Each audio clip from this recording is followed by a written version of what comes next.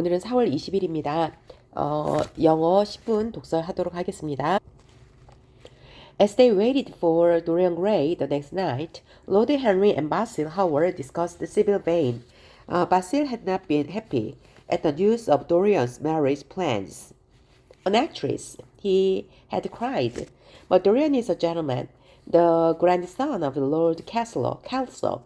He can marry an actress. Why not? Lord Henry had said coolly. He will love her wildly for 6 months, and then suddenly he will be in love with another woman. It'll be very amusing to watch.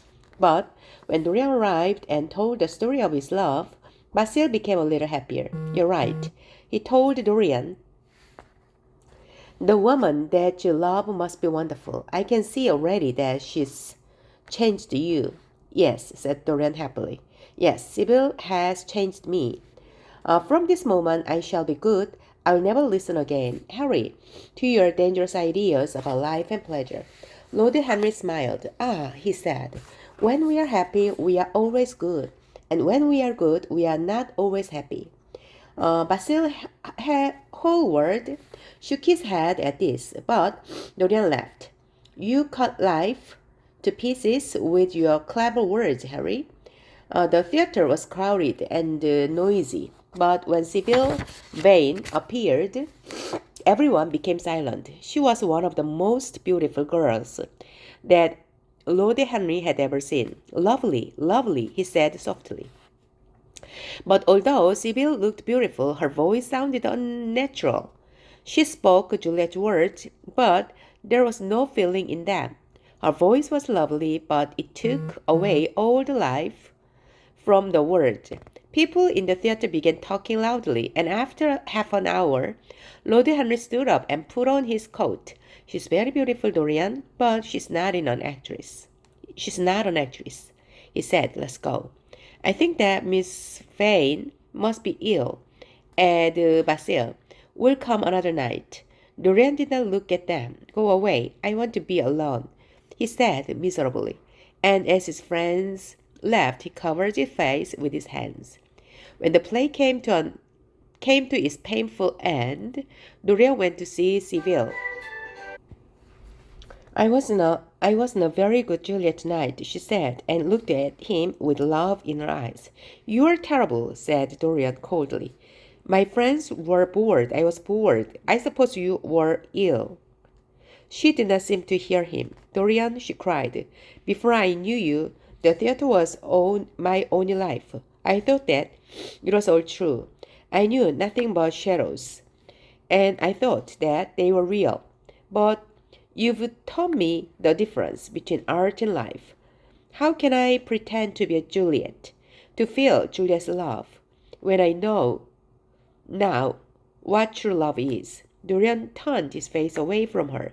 But I loved you for your art, because you are a wonderful actress, he said. His voice was hard. You have killed my love. Without your art, you are nothing. I will never want to see you again. Sybil's face was wide with fear. You are not serious, are you, Dorian? She asked. She touched his arm with a small, gentle hand.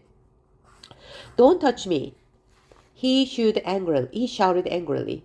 He pushed her away, and she fell to the floor and lay there like a broken bird.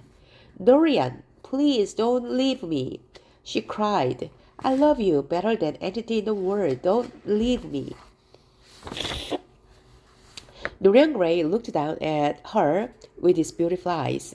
There was no love or gentleness in his face. I'm going, he said at last. I don't wish to be unkind, but I don't want to see you again.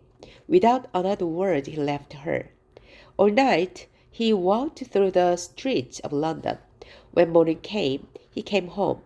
When he entered his house, he saw the portrait of himself that Basil Howard had painted. There was something different about it, he thought. The face had changed. There was something unkind and cruel about the mouth. It was very strange. He picked up a mirror and looked at his own face, and then looked again at the face in the portrait. Yes, it was different. What did this change mean?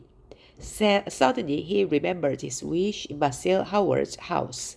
His wish that he could stay young, but the picture could grow old. The idea was impossible, of course. But why did the face in the picture have that cruel, unkind mouth? Cruel.